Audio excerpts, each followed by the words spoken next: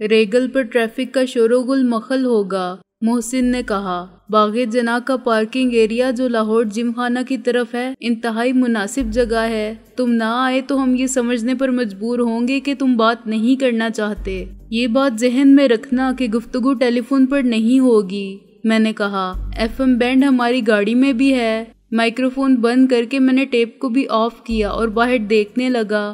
محسن نے گاڑی کو تھوڑا سا بیک کیا اور مجھے دلاور کی گاڑی کا پچھلا حصہ نظر آیا۔ گاڑی تھوڑا سا پیچھے ہوئی اور ان لکڑی کے بلاکوں پر چڑھ گئی جن پر 1 انچ سے لمبی نوکیلی کیلیں ابھری ہوئی تھیں۔ اسے جھٹکا سا لگا ہوگا اور اس کے ساتھ ہی گاڑی بیٹھنے لگی۔ میں نے دلاور کو باہر آتے دیکھا۔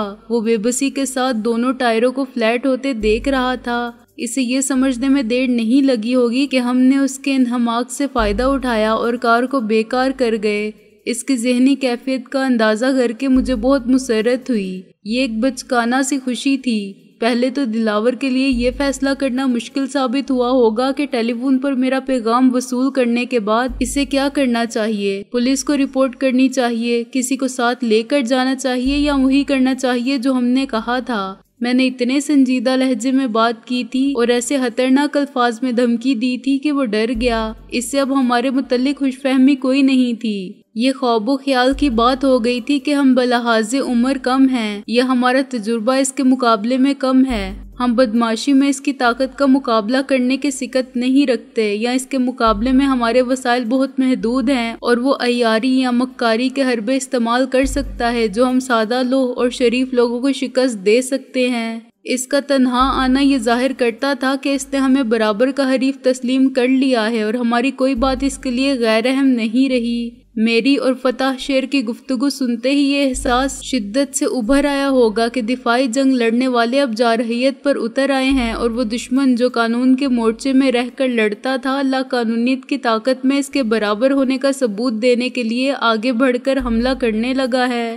رحمت کباڑی کی لاش ارسال کر کے ہم نے دلاور کے غرور پر پہلی کاری ضرب لگائی تھی۔ ابھی وہ اس شکست کی تلخی کا ذائقہ بھولا بھی نہ تھا کہ ہم نے اسے تافو کے قتل میں ملوث کرنے کی کوشش کی۔ اس نے یہ محاذ پیسے کی طاقت سے سر کر لیا تھا، لیکن اب اچانک اس پر خوفناک انکشاف ہوا تھا کہ وہ عارضی کامیابی اس کی کتنی بڑی شکست کا سامان بن گئی ہے۔ اس نے 5 لاکھ گنوا دیے تھے۔ یہ خطرہ اپنی جگہ موجود تھا کہ اس پر دوسرے قتل کا الزام بھی آ سکتا ہے، جس کے بعد اس کی ضمانت منسوخ ہو جائے گی اور اسے جیل کی سلاخوں کے پیچھے جانا پڑے گا۔ شاید وہ سیدھا فتح شیر کے پاس جاتا، اسے ٹیپ سناتا اور گالیاں دے کر کہتا کہ 5 لاکھ واپس کرو یا مجھے اس مصیبت سے نجات دلانے کی صورت پیدا کرو ورنہ میرے ساتھ تم بھی گئے۔ لیکن اب یہ بھی ممکن نہیں رہا تھا۔ ایک ٹائر تو وہ بدل سکتا تھا، لیکن دوسرے ٹائر کے لیے ضروری تھا کہ کسی پیٹرول پمپ تک جائے اور پنکچر لگوا کے لائے۔ میں نے اسے ایریل نیچے کر کے چاروں طرف نگاہ ڈالتے دیکھا۔ پاگل کا بچہ، محسن ہنسا۔ دیکھ رہا ہے کہ ہم کہیں آس پاس ہے تو کہاں ہیں؟ سخت تیش میں ہوگا کہ ہم نے اتنی جرت کی، میں نے کہا۔ اس کی آنکھوں میں دھول جھونک کر لوٹ گئے اور اب وہ سوچنے پر مجبور ہوگا کہ جو لوگ اتنا قریب آ کے ٹائر فلیٹ کر سکتے ہیں وہ کار کے نیچے ٹائم بم رکھ کے یہ ڈائنامائٹ لگا کے بھی جا سکتے ہیں، محسن بولا۔ اسی وقت دلاور نے ایک ٹیکسی روکی۔ میرا خیال تھا کہ وہ ایک ٹائر کی جگہ سپیئر ویل لگا کے اسی ٹیکسی میں دوسرا ٹائر لے جائے گا اور پنکچر لگوا کے لے آئے گا، مگر دلاور نے اتنی جسمانی مشقت اور ذہنی کوفت برداشت کرنے کے مقابلے میں کار کو وہیں چھوڑ جانا بہتر سمجھا۔ وہ خود ٹیکسی میں بیٹھا اور سیدھا نکل گیا۔ غالباً اس نے طے کیا تھا کہ ڈرائیور بعد میں آ کے گاڑی لے جائے گا۔ کیا یہ ہو سکتا ہے محسن خان کہ ہم دلاور کی مدد کر دیں؟ میں نے کہا۔ تیرا مطلب ہے گاڑی کو یہاں سے لے جائیں؟ محسن نے خوش ہو کے کہا۔ یہ تو میں بھی سوچ رہا تھا۔ محسن نے کار کو دلاور کی گاڑی کے پاس لے جا کر روکا۔ ہم دونوں پورے اعتماد کے ساتھ اترے۔ میں نے دروازے کے بند شیشوں میں جھانکا۔ ڈرائیور کی سہولت کی خاطر دلاور نے کار کی چابیاں لگی چھوڑ دی تھیں اور دروازہ لاک کر گیا تھا۔ اپنے حلیے اور اعتماد سے ہم کارٹ چوڑ نظر نہیں آتے تھے، بلکہ یہ معلوم ہوتا تھا کہ ایک کار والا دوسرے کار والے کی مدد کر رہا ہے۔ ہمارا سابقہ تجربہ یہ تھا کہ گاڑیوں کے دروازے کھولنا مشکل نہیں ہوتا اور عموماً کوئی نہ کوئی چابی ڈور لاک میں لگ جاتی ہے۔ محسن نے یکے بعد دیگرے 3 چابیوں کو آزمایا اور ایک کو تھوڑا سا ہلانے سے اندر کی وہ ڈور ناب اٹھ گئی جس نے دروازے کو مکفل کر دیا تھا۔ میں نے اطمینان سے چابیاں نکالی اور پیچھے سے ڈکی کھولی۔ स्पेयर व्हील और जैक निकाले और मोहसिन ने एक पंचर होने वाले टायर का व्हील खोलना शुरू किया। किसी ने हमारी इस कार्रवाई को काबिले गौर नहीं समझा, न हमारे करीब से पैदल गुजरने वालों ने, न किसी दूसरी गाड़ी में आने जाने वालों ने। मैंने मोहसिन की मदद की और जितनी देर में वो स्पेयर व्हील लगा के फारिग हुआ, मैंने गाड़ी के दूसरे व्हील को जैक पर उठा लिया। इस सब काम में 15 मिनट भी नहीं लगे। फिर मैंने दूसरा नाकारा टायर अपनी गाड़ी में रखा और इसे एक पेट्रोल पंप पर ले गया जो कुछ पीछे एक मोड़ पर था।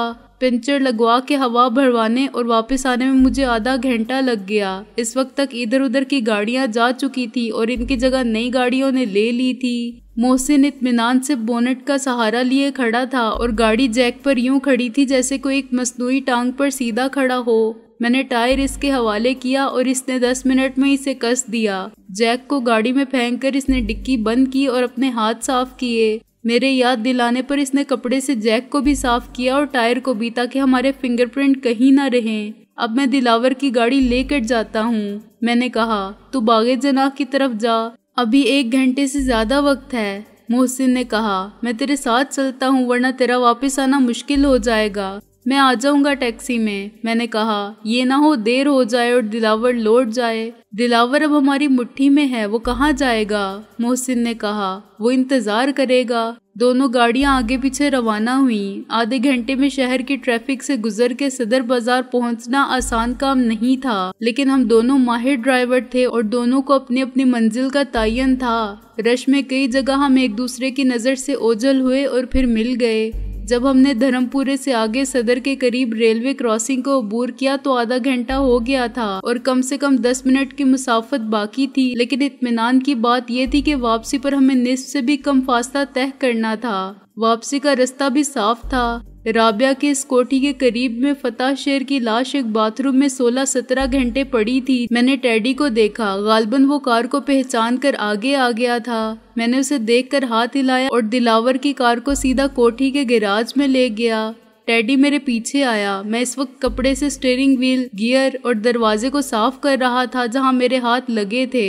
ये आपने क्या गजब किया जी? टेडी बोला। यहाँ पुलिस मिलती आपको? फिर पुलिस कैसे मिल सकती थी? मैंने हंसकर कहा, तुम्हारा टेलीफोन जो मिल गया था। मेरा टेलीफोन? टेडी का मुंह हैरत से खुला रह गया। कसम मौला अली की, मैंने कोई फोन नहीं किया था। क्या तुमने नहीं कहा था कि सब खैरियत है? मैंने इसकी बौखलाहट से लुत्फानंदोज होते हुए कहा। मैंने कहा न सिकंदर बादशाह, यानी हद है। इसने मुझे गैर संजीदा देखकर कहा, अच्छा छोड़ो, जब खैरियत है तो खैरियत है। मैंने इसका हाथ पकड़ के खींचा।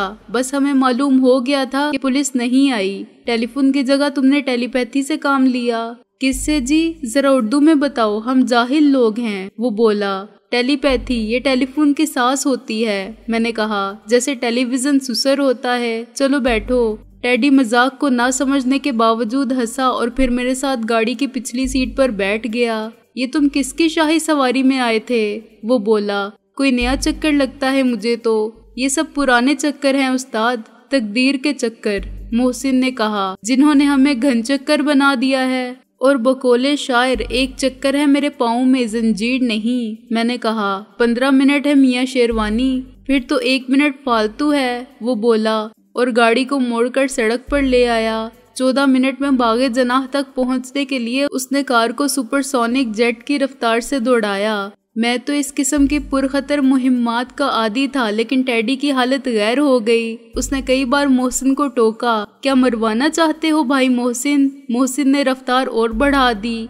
यार सिकंदर बादशाह, ऐसे तो ऊपर पहुंच जाएंगे, कोई पीछे लगा हुआ है क्या? वो मुझसे मुखातिब हुआ। नहीं, मोहसिन नशे में है। मैंने राजदाराना लहजे में सरगोशी की। इस वक्त किसी की नहीं सुनेगा। या मेरे मौला, अभी से मत बुला लेना, ये तो कवारा ही मारने पर तुला हुआ है। वो ऊपर मुंह उठा के बोला। पहले हम चिड़ियाघर की तरफ से दाखिल हुए, लेकिन ओपन एयर थिएटर और रेस्टोरेंट की तरफ जाने वाली सड़क को रेलवे लाइन के टुकड़े गाड़ कर यूं बंद किया गया था कि दरमियानी फासले में से मोटरसाइकिल वाले तो निकल ही जाते थे, लेकिन कार का गुजरना नामुमकिन था। अगर हम दूसरी तरफ जाते तो हमको दिलावर की गाड़ी के बहुत ज्यादा करीब महदूद से पार्किंग एरिया में रुकना पड़ता, और इन हालात में कि हमारे लिए इसकी गाड़ी को पहचानना भी मुश्किल था, ये बहुत खतरनाक इकदाम होता। मालूम नहीं कि वो किसकी कार लेकर आया था। ٹیکسی میں وہ اس لیے نہیں آ سکتا تھا کہ عموماً ٹیکسیوں میں ریڈیو نہیں ہوتے، اور ہوں بھی تو دلاور کسی ٹیکسی ڈرائیور کی موجودگی میں ہم سے بات کیسے کر سکتا تھا؟ اس نے 2 گھنٹے سے بھی کم وقت میں ایک کار کا انتظام بھی کیا ہوگا، اور شاید ہال روڈ سے کوئی FM مائکرو فون بھی خریدا ہوگا۔ جہاں اس وقت ہم کھڑے ہیں یہاں سے باغ کا دوسرا حصہ ایک فرلانگ دور ہے۔ میں نے کہا وہ لاہور جم خانہ کے پاس موجود ہوگا اور ہر گاڑی کا نمبر نوٹ کر رہا ہوگا۔ محسن نے کہا مواصلاتی رابطہ قائم ہوتے ہی وہ سمجھ جائے گا کہ ہم کس کار میں آئے ہیں۔ اگر ہم مال روڈ کے متوازی کچے راستے پر لیڈیز کلب سے ذرا پیچھے رک جائیں، میں نے کہا گویا گورنر ہاؤس کے گیٹ سے بالکل سامنے۔ محسن نے کہا فوراً کوئی تفتیش کے لیے آ جائے گا، آگے رکیں گے تب بھی مشکوک نظر آئیں گے۔ یار کیوں نہ ہم جم خانہ میں ممبروں کے لیے مخصوص راستے سے اندر چلے جائیں؟ میں نے کہا چوکیدار روکے گا لیکن پرواہ نہیں، تو سیدھا گزر جا، میں بات کر لوں گا۔ گاڑی نے ایک لمبا چکر کاٹا اور جم خانہ کی عمارت کے گیٹ میں پیچھے سے داخل ہوئی۔ حسب توقع ایک چوکیدار نے آگے بڑھ کر ہمیں بتایا کہ یہ جگہ صرف ممبروں کی گاڑی کے لیے ہے۔ ہمیں بٹ صاحب نے یہاں ملنے کو کہا تھا۔ میں نے کہا ہم ذرا پہلے آ گئے ہیں، یہیں انتظار کریں گے۔ کون بٹ صاحب؟ قیوم بٹ صاحب یا نصیر بٹ صاحب؟ وہ بولا قیوم بٹ صاحب۔ میں نے بغیر سوچے کہا انہوں نے 8:30 بجے کا وقت دیا تھا، ہم ان کے مہمان ہیں۔ چوکیدار لوٹ گیا تو میں نے شکر ادا کیا کہ مذکورہ قیوم بٹ صاحب موجود نہ تھے، ورنہ ہمیں ان سے شرف ملاقات حاصل کرنا پڑتا یا ان کے آنے سے پہلے جانا پڑتا۔ میں نے مائک آن کر کے دلاور کو مخاطب کیا۔ Hello Dilawar, do you read me? This is MRS۔ محسن نے کار کے ریڈیو کو FM بینڈ پر ٹیون کرنا شروع کر دیا تھا۔ دلاور کی آواز اچانک آئی، یہ کیا بکواس ہے MRS؟ ویری گڈ، تمہیں بھی مل ہی گیا FM مائک۔ میں نے کہا MRS بکواس نہیں ہے اپنے چودھری صاحب، یہ بہت بڑی حقیقت ہے۔ محسن، رابعہ اور سکندر۔ دلاور نے میری بات کاٹ دی، آواز صرف M اور S کی سنی ہے میں نے۔ MRS کا ایک اور مطلب بھی نکلتا ہے دلاور، میں نے کہا، اور وہ ہے مائٹ از رائٹ سوسائٹی۔ مطلب سمجھتے ہو نا اس محاورے کا؟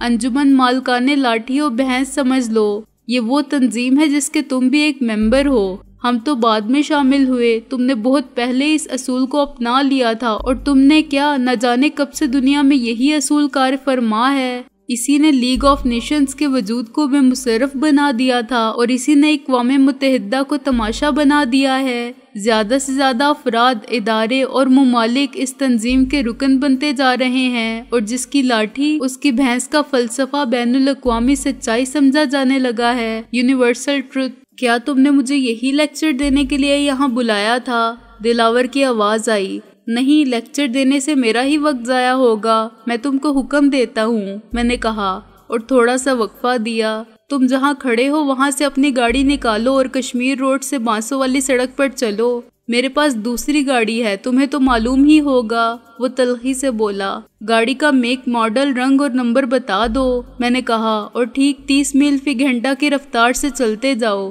میں کہیں جانے کے لیے نہیں آیا، تم سے بات کرنے آیا ہوں۔ وہ بولا، تم مجھ سے سودا کرنا چاہتے ہو یا نہیں؟ انکار نہ میں کرنا چاہتا ہوں اور نہ تم کر سکتے ہو دلاور، میں نے کہا، لیکن میں سمجھتا ہوں کہ سودا کرنے کے لیے یہ جگہ مناسب نہیں ہے۔ میں خود کو یہاں محفوظ نہیں سمجھتا، مجھے کیا معلوم تم اکیلے ہو یا مجھے قتل کرنے کے لیے اپنی شکاری ٹیم کے ساتھ ہو۔ یہ اندیشہ تو مجھ کو ہے، دلاور نے کہا۔ اب تمہیں قتل کیسے کر سکتا ہوں میں؟ تمہاری پوزیشن اس لحاظ سے بہتر ہے کہ تم اکیلے نہیں، پولیس بھی تمہارے ساتھ ہے، میں نے کہا۔ جو کام تم خود سامنے آئے بغیر کرنا چاہو وہ پولیس سے بھی کروا سکتے ہو۔ اس بات کی کیا ضمانت ہے کہ تمہارے آس پاس دوسری گاڑیوں میں سادہ کپڑوں والی پولیس کی نفری موجود نہیں؟ تم نے 2 گھنٹوں میں تو کچھ کیا ہی ہوگا۔ مجھے 2.25 گھنٹے ملے تھے، وہ بولا۔ اگر میں اپنی گاڑی وہاں چھوڑ کے نہ آتا اور اس کے دونوں فلیٹ ہو جانے والے ٹائروں کو بدلتا تو مجھے 1 گھنٹہ وہیں لگ جاتا۔ تو پھر تم کیسے آئے؟ کسی باڈی گارڈ کی گاڑی میں؟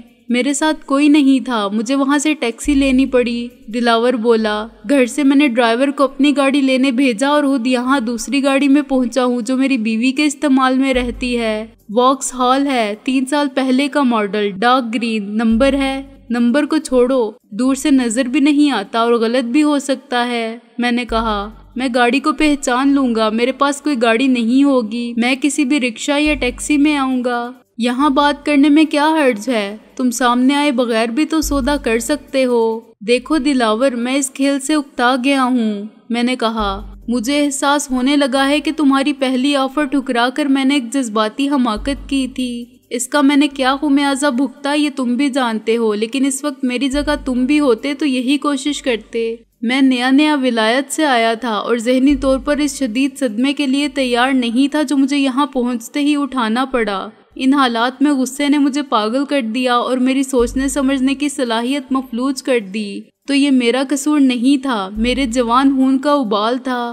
کیا اب تم خود کو بوڑھا سمجھنے لگے ہو اس عمر میں؟ وہ طنز سے ہنسا، لیکن مجھے اس کے لہجے میں اطمینان کی جھلک محسوس ہوئی، وہ اطمینان جو آخری وقت میں شکست کی خبر کی جگہ فتح کی نوید ملنے سے حاصل ہوتا ہے۔ میں اس کو قائل کرنے میں کامیاب ہو گیا تھا کہ بعد از خرابی بسیار میں راہ راست پر آ گیا ہوں۔ وہ کب نہیں چاہتا تھا کہ یہ محاذرائی ختم ہو جس میں اندازوں کی غلطی کے باعث خود ہی سے بہت نقصان اٹھانا پڑ رہا تھا۔ وہ عدم تحفظ کے احساس کا شکار تھا اور مستقبل سے مایوس ہو چکا تھا، ایک ایسے وقت میں جب اس کا خیال تھا کہ حریف کی گوریلا جنگ کا نشانہ خود اس کی ذات ہونے لگی ہے۔ یہ اطلاع انتہائی تسلی بخش تھی کہ صلح کے آثار پیدا ہو چلے ہیں۔ وہ صلح کے لیے مجھے منہ مانگی قیمت بھی دے سکتا تھا۔ اس کے ذہن نے میری بات کا منطقی تجربہ کرنے میں دیر نہیں لگائی۔ نقصان اگر دلاور کو ہوا تھا تو مجھے اس کے مقابلے میں بہت زیادہ ہوا تھا۔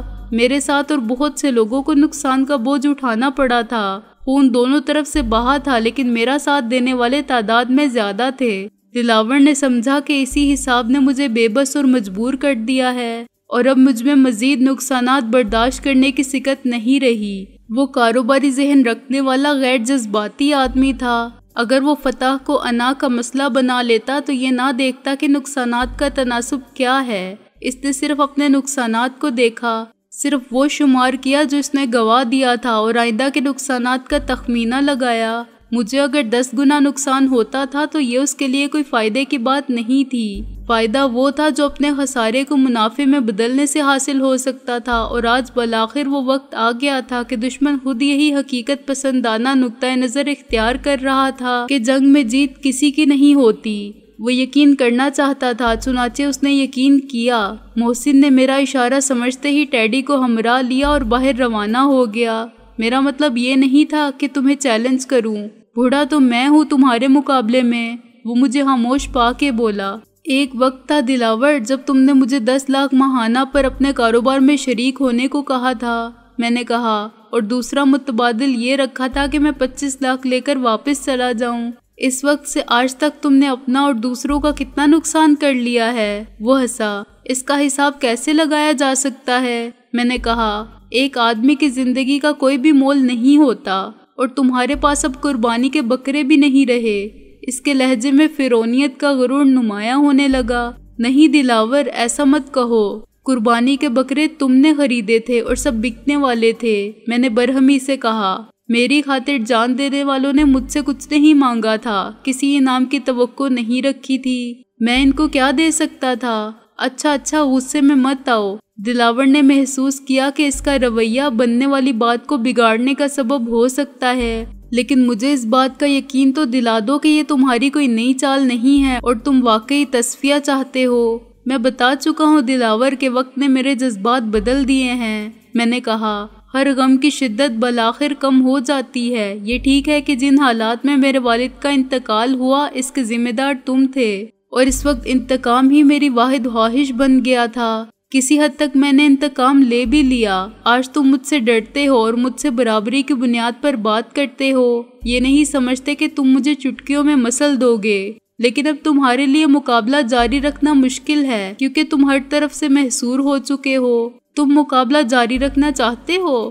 میں نے کہا، ٹھیک ہے، میں محصور ضرور ہوا ہوں دلاور، لیکن مجبور نہیں۔ جب تک میں اکیلا بھی زندہ ہوں ہتھیار نہیں ڈالوں گا۔ بات ختم۔ سنو، بات ختم کرنے سے پہلے یہ بتا تو دو کہ تم کیا چاہتے ہو اور کیوں۔ وہ بولا، اس کا کیا فائدہ جب تم مصالحت کی پیشکش کو میری کمزوری سمجھنے پر مصر ہو؟ میں نے کہا، یہ تو سودا تھا۔ میں نے سودا کرنے سے انکار نہیں کیا، بس یہ سمجھا دو مجھے کہ تم کو سودا کرنے کی ضرورت کیوں پیش آئی۔ تم صاف سننا چاہتے ہو تو سن لو، میں نے کہا۔ وہ بات کئی ماہ پرانی ہوئی. مجھے کوئی امید نظر نہیں آتی کہ میں کبھی تم سے اپنا حق حاصل کر سکوں.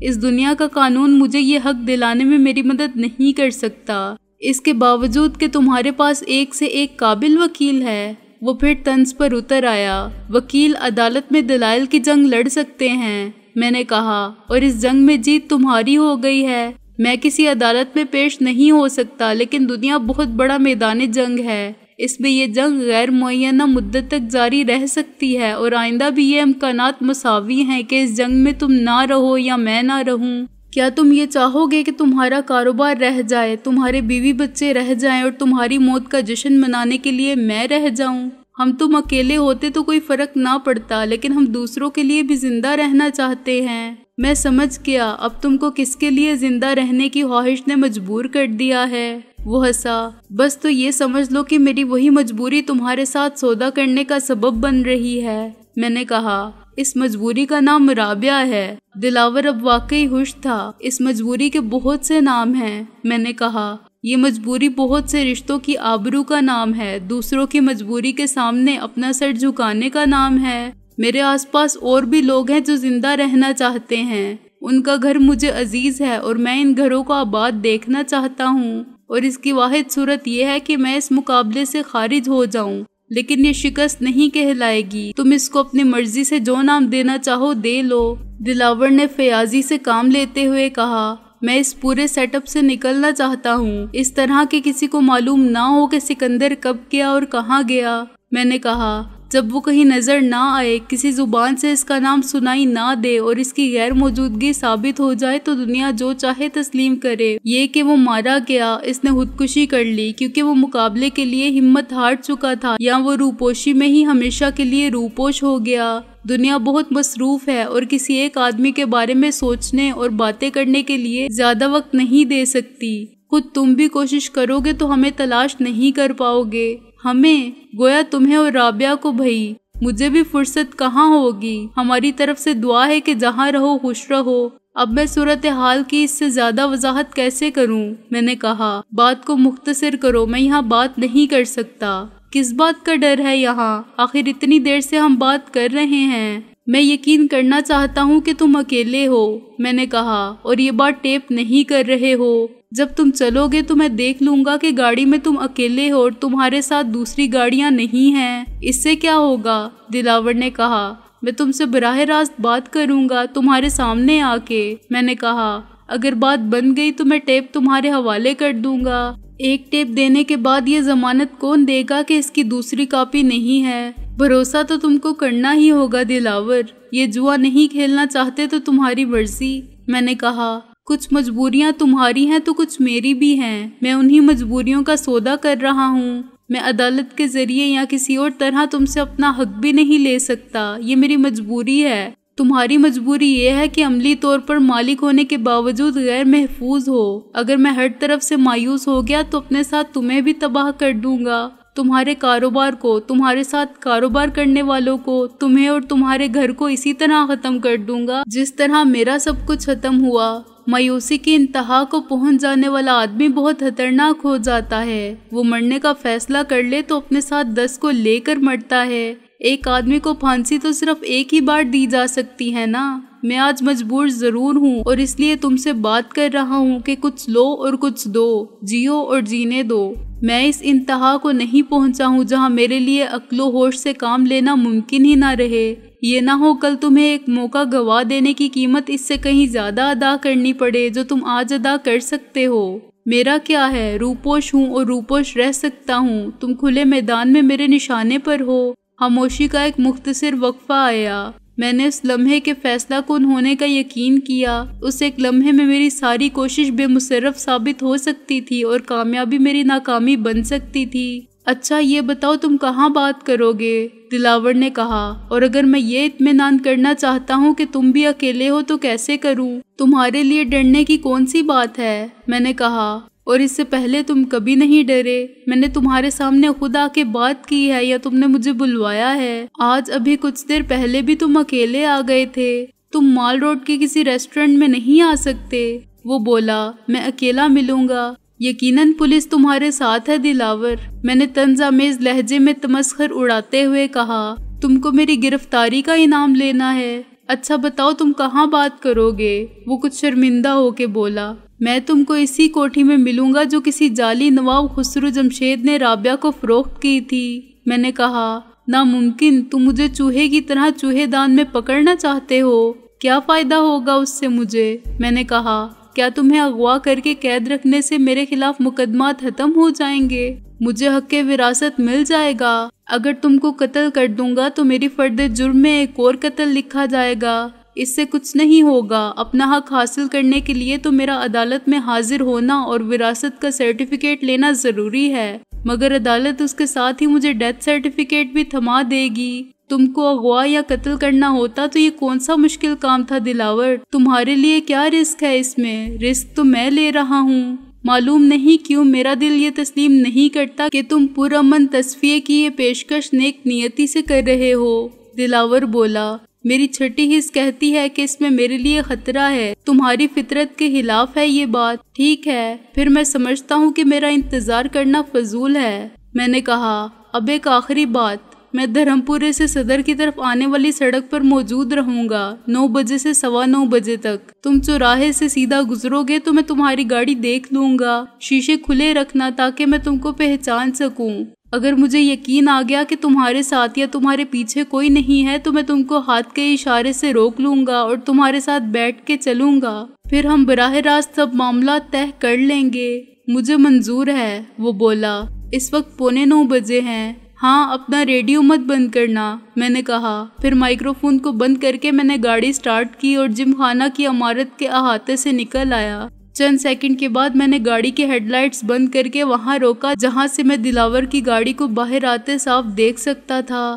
گہرے ہرے رنگ کی واکس ہال جو دور سے ڈارک براؤن نظر آتی تھی آگے نکلی۔ دوسری ایک ٹیکسی تھی جو اس کے پیچھے آئی۔ دونوں ایک ساتھ کشمیر روڈ کی طرف روانہ ہوئیں۔ میں ایک فرلانگ کے فاصلے سے پیچھے گیا اور بانسوں والی سڑک پر انکل رضوی کے گھر کے سامنے سے گزرا۔ وقت کی یادوں نے میرا راستہ روکا، لیکن میرا دھیان ان گاڑیوں کی طرف تھا جو آگے جا رہی تھیں۔ واکس ہال اور ٹیکسی 100 گز کے فاصلے سے آگے پیچھے ایک ہی رفتار سے چل رہی تھیں۔ نہر کی طرف مڑنے کے بعد جب دونوں گاڑیوں نے نہر کا پل بھی ایک ساتھ عبور کیا اور پھر دھرم پورے کی سڑک پر بھی اسی فاصلے کے ساتھ روا رہی تو میرا شک یقین میں بدل گیا۔ دلاور اکیلا نہیں تھا۔ اگر وہ کار میں اکیلا تھا تو ٹیکسی میں اس کے ساتھ دوسرے افراد بھی تھے، اس کے اپنے ساتھی یا پولیس والے۔ دھرم پورہ تھانے کے بعد ٹیکسی آگے ہو گئی اور واکس ہال درمیان میں آ گئی۔ پھر میں نے رفتار بڑھائی اور دونوں سے آگے نکل گیا۔ اوورٹیک کرتے ہوئے میں نے ایک بس کو درمیان میں رکھا۔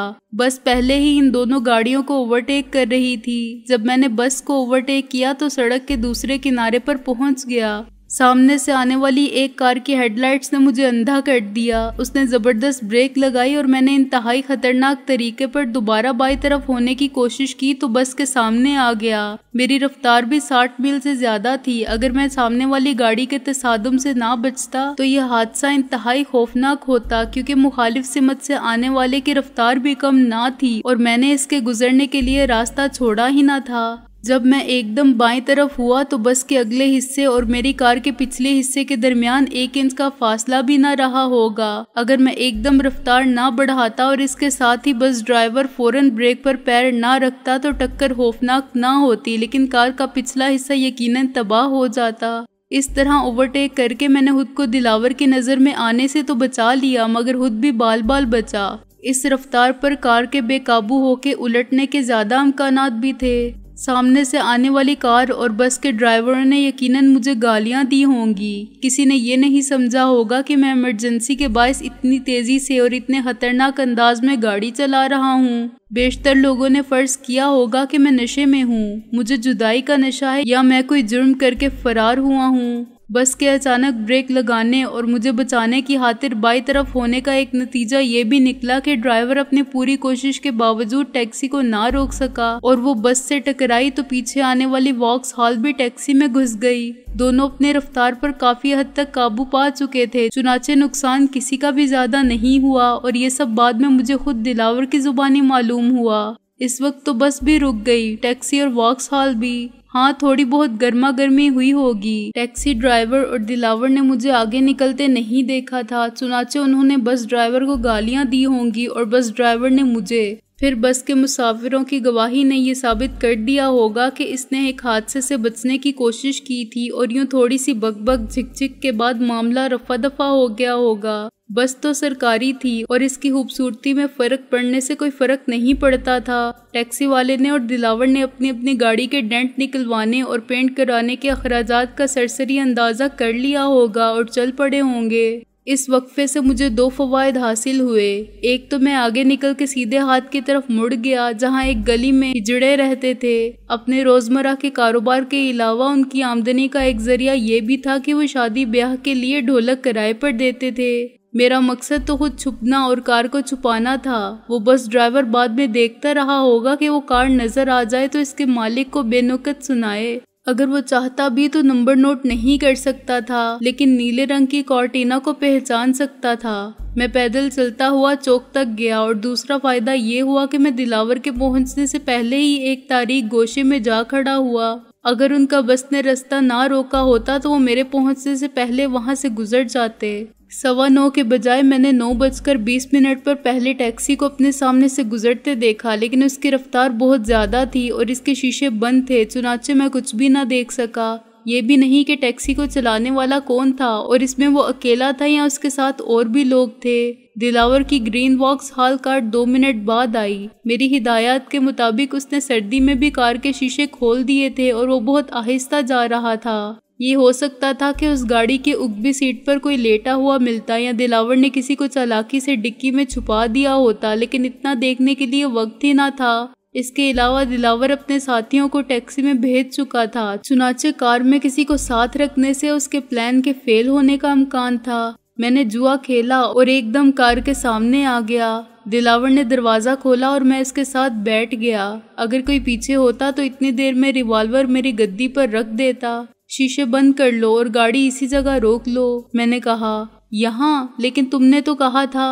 अक्ल से काम लो दिलावर, मैं पहले से कोई जगह बताकर तुमसे मिलने कैसे आ सकता हूँ, मैंने कहा।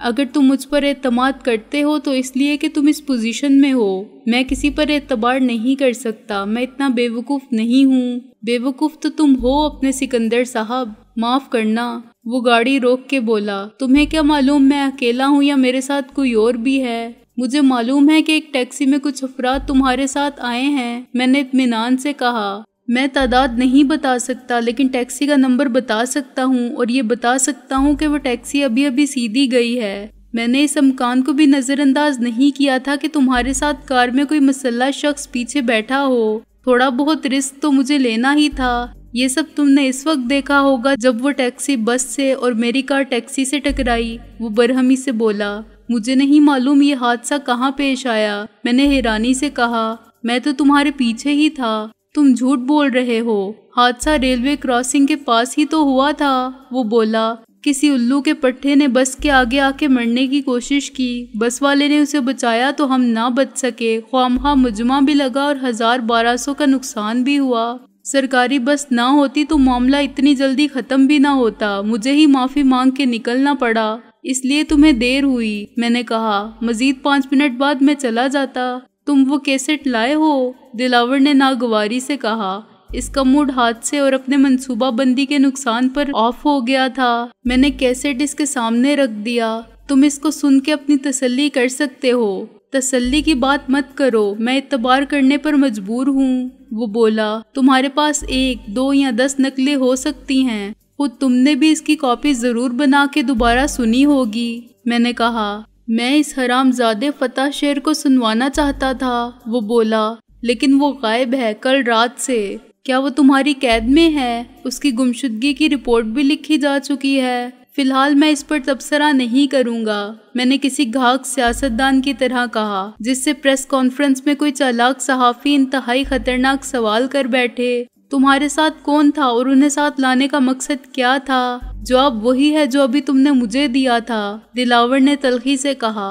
तुम्हारी इस हरकत ने इत्तमाद की फिजा बाकी नहीं रहने दी। میں نے کہا اس لیے میں آگے نہیں جا سکتا۔ ایک بات ذہن میں رکھنا، ریوالور اگر تمہارے پاس ہے تو میرے پاس بھی ہے۔ تمہارے ساتھی تم سے کٹ گئے ہیں لیکن میرے ہاتھ میرے ساتھ ہیں، اور جتنا بھروسہ تم اپنے ساتھیوں پر کرتے ہو اس سے زیادہ اعتماد مجھے اپنے ہاتھوں پر ہے۔ تم بھی مجھے بیوقوف بنا رہے تھے کہ تم تصفیہ کر کے باہر نکل جانا چاہتے ہو۔ نہیں، وہ سچ تھا۔ میں اور رابعہ اپنی تمام عمر اس طرح ضائع نہیں کرنا چاہتے۔ میں نے کہا بے شک پہلے نہ میں ایسا سوچتا تھا اور نہ رابعہ کا یہ خیال تھا، لیکن اس وقت حالات مختلف تھے۔ رابعہ صرف میری وکیل تھی اور میں اس کا موکل۔ اب ہم جیون ساتھی بننے کا فیصلہ کر چکے ہیں، چنانچہ میں اس دلدل سے نکلنا چاہتا ہوں۔ یہاں رہ کر میں اس میں زیادہ ہی دھنستا جاؤں گا۔ میرا یہاں سے نکل جانا تمہارے مفاد میں بھی ہے، لیکن میں اور رابعہ تمہارے لیے نہیں، اپنے مستقبل کی خاطر ایک سودا کر سکتے ہیں۔ تم ہمیں یہاں سے نکلنے کے مواقع فراہم کرو۔ کس قسم کے مواقع؟ دلاور نے کہا۔ تم نے تو زندگی ولایت میں گزاری ہے۔ ہاں، اور میں ولایت میں ہی لوٹ جانا چاہتا ہوں۔ رابعہ کو بیوی کی حیثیت سے ساتھ لے جانا میرے لیے مشکل نہیں۔ میں نے کہا مشکلات یہاں ہیں، سب سے بڑا مسئلہ وسائل کا ہے۔ تمہیں پیسہ چاہیے؟ دلاور نے کہا۔ کتنا؟ اپنے نفع نقصان کا حساب لگا کے بولی دو۔ میں نے کہا یہ بھی ذہن میں رکھو کہ ہمیں زندگی گزارنی ہے۔ میری آفر وہی ہے، دلاور بولا۔ 10 لاکھ ماہانہ پر وہاں میرے پارٹنر بن جاؤ یا 25 لاکھ نقد لے لو۔ پارٹنرشپ پر لعنت! میں تم سے کسی قسم کا تعلق نہیں رکھنا چاہتا۔ میں نے کہا آئندہ کبھی نہ تم میرا نام سنو اور نہ ہم کبھی تمہارا ذکر سنیں۔ پہلے میں اکیلا تھا، اب ہم 2 ہیں۔ تمہارا مطلب ہے میں رقم دگنی کر دوں؟ دلاور بولا۔ 50 لاکھ ٹھگنا چاہتے ہو مجھ سے؟ اتنی کچی گولیاں نہیں کھیلی ہیں میں نے سکندر۔